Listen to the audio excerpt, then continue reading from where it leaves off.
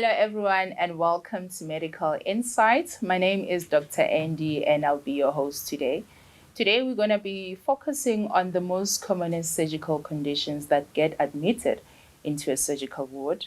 And to help us tackle the topic is Sister Miller, who spends over 15 years of working experience. Sister Miller, welcome to Medical Insights. Thank you, Dr. Andy, and thanks for having me. You're welcome. But before we get into the actual conditions, what inspired you to end up working in a surgical ward? First, before being a surgical nurse, I am a nurse. What inspired me to be a nurse? I don't know. I've got passion to save life. I had that passion for a very long time. And I don't know. I've never wanted to be anything else more than being a nurse.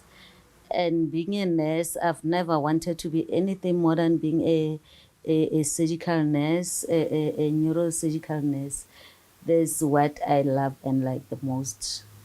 Interesting. So, what are the most commonest conditions that you see in a surgical ward? In the surgical ward, we see things like upper GI bleeds, burns, neurotraumas, and so many conditions related to surgery, basically wounds, anything that has to do with surgery is what a surgical nurse do on Yeah. day-to-day basis. And what's the normal stay period for your patients? Normally, with medical patients, depending on what the condition was, 2 days, 3 days, 5 days, some even a month, depending on the condition. But what is the commonest duration of stay for surgical patients? It also depends on the condition and the severity of the condition and the medical treatment of the patient, of the condition. If surgery is going to be involved, when I say surgery, if the patient will need an operation at later stage or immediately, it will now affect the patient's length of stay. But basically, it is inclusive, is 7 to 14 days. Okay. You spoke about the neurosurgical conditions. Can you take us through some of the ones that you see? Okay, with neurosurgery is I do either trauma neuro related or non-trauma neurosurgery related. With non-trauma neurosurgery related, it will be your brain tumors, your intracranial hematomas, your intracranial bleeds that will need your surgical intervention. And then with trauma related will be the TBIs, the traumatic brain injuries. It will be a subdural hemorrhage, your subdural hematomas, your skull fractures, your These are relating to a bleeding in a part of the brain, right? This related to a bleeding in the part of the brain. Yeah. And many more. Yeah. And how, let's say a person has like a bleeding into the brain, would that affect how they function every day? It will to a certain point. It depends on the amount of bleed, and it depends on the site. The site of or that is affected. the part of the brain that is affected. When I say the part of the brain can be the cerebella, the dura, the arachnoid, whatever the side of the brain is affected, it will affect patients' functioning. With the cerebella, it can be the movement. We know that cerebella is responsible for the patient's movement, and it depends on the site and the on the extent. site and the severity of the injury. And those that present like with brain bleeds, let's say an operation, a surgical procedure is indicated for them, do you often find that their functionality improves after the surgeons have taken out the blood? 80%. 80% do go back to normal functioning. 20%, let me say 80% go back to their normal functioning. Maybe 15% will be, maybe the other limb is affected, the cognitive factor is affected, but to a certain extent, then 5% may be depending, because remember with traumatic brain injury, we have got the classification can be severe, it can be mild, and can be moderate. So the more the severe or the more the patient's normal function is going to be affected. Yeah. But with moderate and mild, the recovery is very good. Yeah. So you also spoke about the fact that you also see GITs, which are gastrointestinal bleeding. Can you tell us more about that? Basically, what we mean by gastrointestinal bleed is the disease that caused by the excoriation of the lining of the stomach, which can be caused by the peptic ulcers. And we know with peptic ulcers, there are other things that also cause peptic ulcers. But basically, we say the normal lining of the stomach has excoriated. Yeah. Therefore, it caused the person to have those bleeds, because it will form a wound, and then as the wound deteriorates, it will bleed and bleed and bleed. Yeah. And what are the symptoms that one can present with? Can be Burning sensation. Severe abdominal pains. Yeah. The stools will have blood or will be dark brown, and Speaking of like duck stools. At the severe cases, you might lose weight, weight loss, anemia, because as you bleed, the more you lose blood. Anemia, coughing, fatigue, all those things. All of those things. Let's talk about, I know you like trauma. So in terms Very of much. in terms of motor vehicle related accidents, you mentioned also that you can have TBIs, which are traumatic brain injuries. But what other forms of injuries do you often encounter? Like your pneumothoraxes and so forth. Yeah, the chest injuries like pneumothorax. Pneumothorax meaning that there is air inside the chest cavity. Yes. That is compressing the lung. Yes, or the hemo. The hemo will be the blood, and the rib injury, the rib fractures, the lung congestion. So many things. The compartment syndromes that can emanate from the car accident. Can you tell us more about the compartment syndrome, what it is for our viewers at home? Basically, Basically, what we mean by compartment syndrome is when the fluid accumulation around the muscle group. Yes. Because the muscles, they are protected or grouped with the fascia, which is like a connective tissue. Yes. So once that fascia around the muscles gets filled with fluid, you get that swelling, and we call it compartment syndrome. And it's quite dangerous because it can lead to ischemia. So it's a surgical emergency. Yes. All of that. Interesting. You spoke also about diabetic foot sepsis, and I think it's quite a big thing, because diabetic foot sepsis is part of the complication of uncontrolled diabetes mellitus. Tell us more about that. With diabetic foot, we simply mean that the wound that is not healing, that is that has caused by uncontrolled diabetic, when there is a high level of glucose in the bloodstream, it will cause it will make the wound to be difficulty in wound healing. So as the more the glucose level is high, the more the delay in wound healing. So it happened basically to people that have got diabetic mellitus that is uncontrolled. It's not like always when you are diabetic and you'll have a wound, but when it's uncontrolled is when it will cause a diabetic foot. Yeah. So also just what I want to add there about the diabetic foot sepsis is that it has a strong odor, and oftentimes they have to amputate to control the source of infection.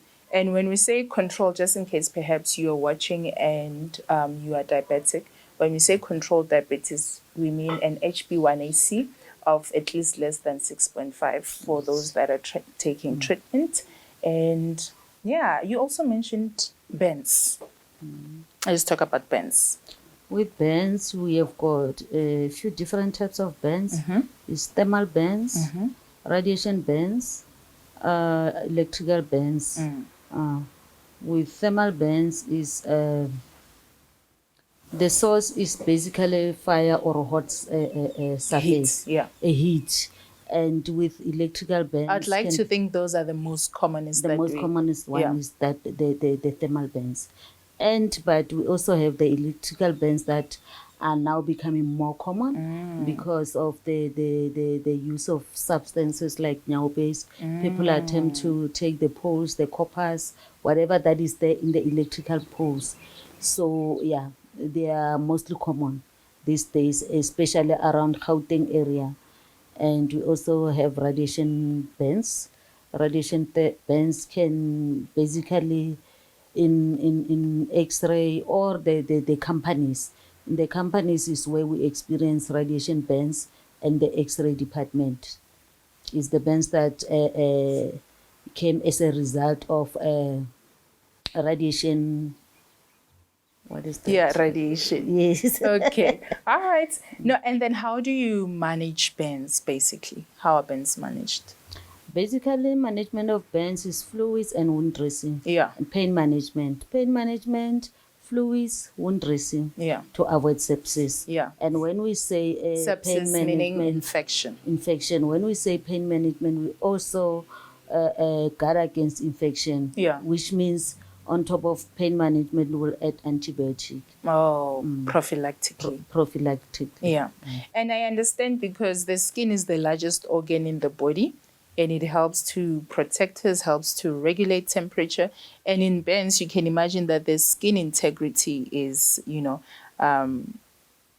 not there, and therefore one is exposed to a whole lot of infections. And being in hospital itself poses you to infections. Hospital-acquired infections. Quite a mouthful, ranging from surgical, accidental surgical conditions to non-accidental surgical conditions. I'm pretty sure that there is a lot that Sister Milo sees in her word, but that's all we have for now. We're going to take a short break and we'll be back after this.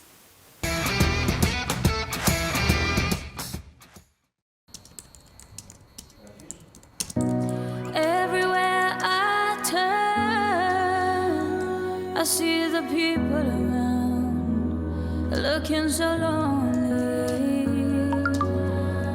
Are we just looking for something to fill this hole inside? To fill this hole inside.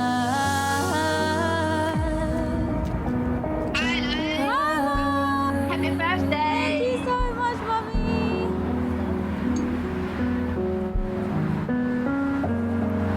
Cause I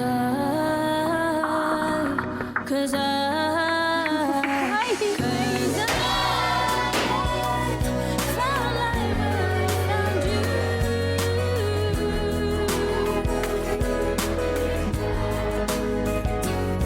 Cause I found hope when I found you.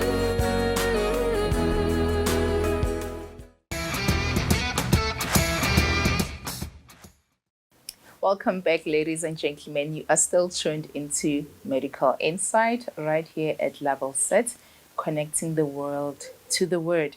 Today we are talking all things surgical conditions. And before the break, we mentioned pneumothorax. For our viewers at home, I think it is fair that we simplify it, because one would think if there's air in the lungs, that's normal physiology. Why then is it a surgically admitted condition? What exactly is pneumothorax? What are we saying? Pneumothorax is the air that is accumulated in the lung. It has got concentrated with a lot of nitrogen, and it's like a sac. Remember when we're saying it's accumulated, it's not circulating like the air is supposed to circulate in the lung. So this one has accumulated. Is there as a sac. In the chest cavity, in between the lung and the chest cavity. Yes. Yeah. Yeah, so that's what we basically mean when we say pneumothorax. Yeah. Okay, interesting. So I want to talk about some of these surgical conditions might require that one goes into theater. How does the hospital or the team that is involved with the patient prepare the patient to go to theater? Basically, from surgical point of view, when the patient needs to go to theater, or the role of a surgical nurse, Yeah. with regard to surgery, number one is the pre-op preparation Yeah. procedure. The pre-op preparation procedure will mean your explanation of the condition to the patient.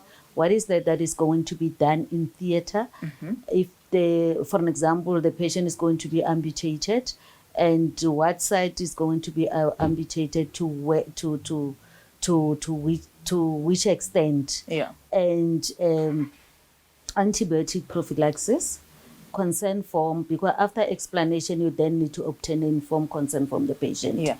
That is why it's very important now for the explanation procedure, and then after the patient has agreed and understand, because it's not only about agreeing but also ensuring that the That they patient does understand what is that is going to be done to him or her. Yeah. Then the informed consent, after informed consent, the pre-op prophylaxis, antibiotic prophylaxis, temperature monitoring, and the glucose monitoring is very important.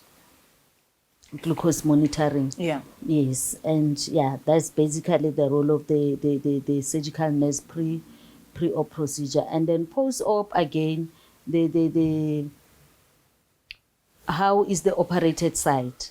Any complication related to surgery after the patient has done the surgery, in terms of the very same, because the very same operation can cause the compartment syndrome again. The capillary refills, is it patient, is it functional, is it not functional?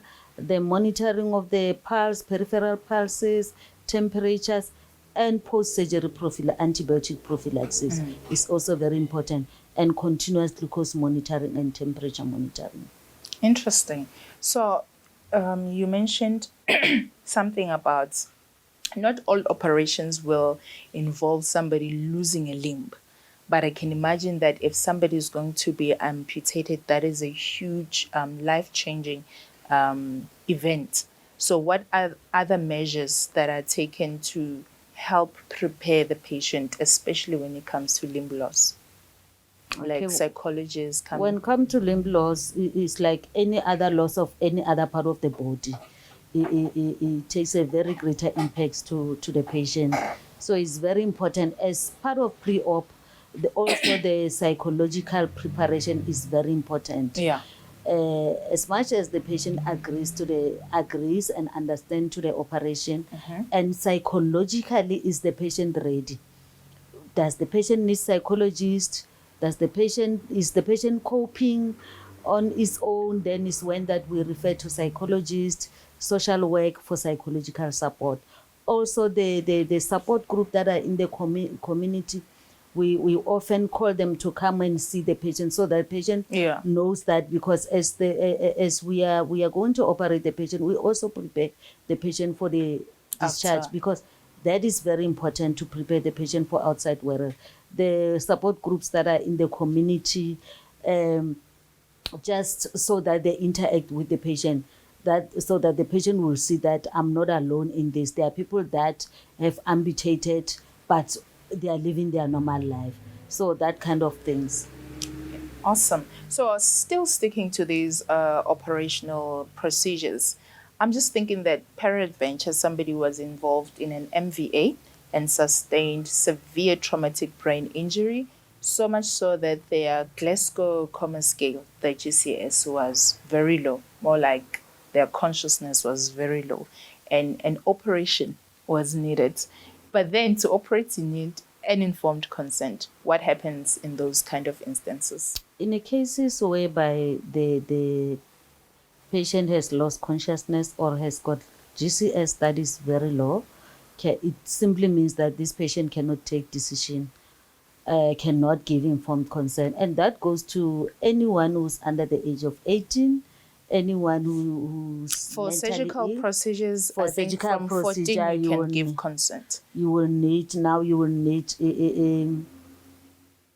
to obtain an informed consent to the families, the next of kin, anybody who's above the age of 18, the guardian, the parents, the spouse or the children. Because it says, in the absence of this one, you must get this one. In the absence of this one, you must get this one. Awesome. Now, I understand that when it comes to motor vehicle accidents, especially in South Africa, alcohol is one of the biggest risk factors. How does alcohol affect one's body? Alcohol affects, like, it has got a greater impact on one's body. Number one, let me start from the brain. It affects the central nervous system. Yeah. The sense of reasoning. It affects the sense of reasoning, the sense of alertness, and again, it causes depression and anxiousness, Anxiety, and yeah. anxiety, and the digestive system is one of the things that can causes peptic ulcers, and it can also cause hypertension, diseases like diabetic mellitus. I've already set up hypertensions that would lead to stroke. Yeah. The pancreatitis. Pancreatitis, like the inflammation Of the of the pancreas, pancreas. yes. Yeah. So that's what the alcohol does to the body. Yeah. And yeah, Can also affect the liver, yes, it can affect the liver. It can cause liver cirrhosis. in the long run. Yeah. Yes. The daily recommendation of alcohol, this is not to say take alcohol if you don't, but this is just the scientific recommendation, is 1 unit for females and 2 units for males. But we often find that people abuse these volumes and therefore put themselves at risk of such conditions. And part of what perhaps we can also mention is delirium tremens and Wernicke-Korsakoff. These are acute emergencies whereby one is confused, there is eye involvement, ophthalmoplegia, and it's really And not forget dehydration. dehydration. Dehydration is also part of how alcohol affects the body, and dementias in the long Dementia, run. yes, it's in the long run. When one takes alcohol, they often smoke as well. So I think it's almost worth talking about the effects of smoking on the body. The smoke also causes hypertension. We cannot say it does cause hypertension, but it predisposes one to the hypertension. Is a risk Remember, factor. studies says the cause of hypertension is unknown, but there's those things that can predispose you to hypertension. So smoke or nicotine is one of them. And also the lung infection, the possibility of lung cancers, and so many things. Yeah, and But smoking. basically, the hypertension is the most thing, Yeah. because of its nicotine effect. It causes the vasoconstriction. So once there is vasoconstriction, there is The pressures increase. Yes, the increased workload of the heart, and with the increased workload of the heart, the blood pressure will go high. Yeah, I think I just want to explain more on what vasoconstriction is. So basically, our blood moves in pipes and it has a diameter. So when Sister Milo says that it increases vasoconstriction, it means that the diameter of the pipes of where the blood is flowing decreases. And if you've maybe watered your garden using a hose pipe, you'd see that anytime you sort of occlude the pressure of the water, the pressure increases. So when you decrease the diameter, the pressure increases. So hence, therefore, if there's vasoconstriction, then it is a risk for hypertension, which is a high blood pressure condition. Okay, and also smoking can also predispose to perivascular disease. Yes. Perivascular disease, ischemia of the legs, and also could be the reason why other people get then amputation. Except from the body, there are so many things that alcohol can cause to our day-to-day life, to us as human. It can cause family disruption, financial constraints, so many things. It can also cause dependence, when a person feels that they cannot start their day unless they consume alcohol. They Yes. cannot, like, it becomes an addiction, a Addictive, substance use disorder.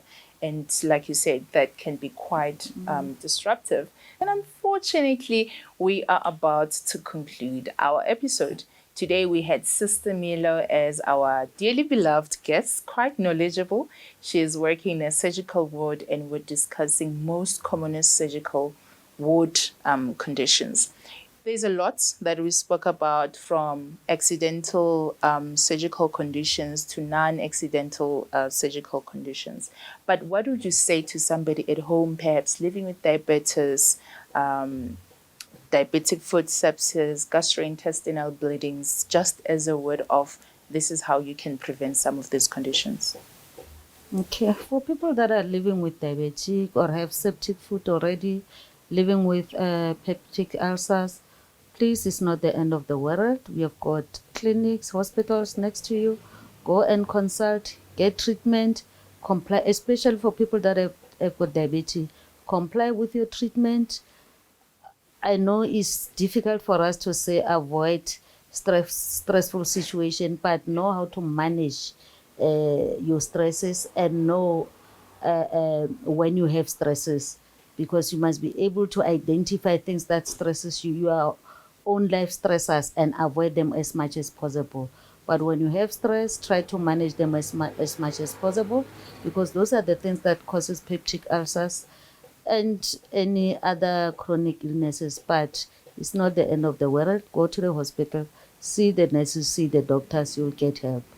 Thank you. Absolutely. I totally agree. It is not the end of the world. Sister Milo, thank you so much for joining us here at Medical Insight. Like she said, it is not the end of the world, and God wants you to live in divine health. As our man of God has been teaching us, that a Christian is not supposed to be sick. But peradventure, you may happen to have an illness right now. I've got good news coming for you. The Healing Streams live services with our men of God is coming in March. Endeavor to register, endeavor to tell somebody about it, and make sure that you participate. From us here in studio, stay healthy until our next episode. Bye-bye. Bye.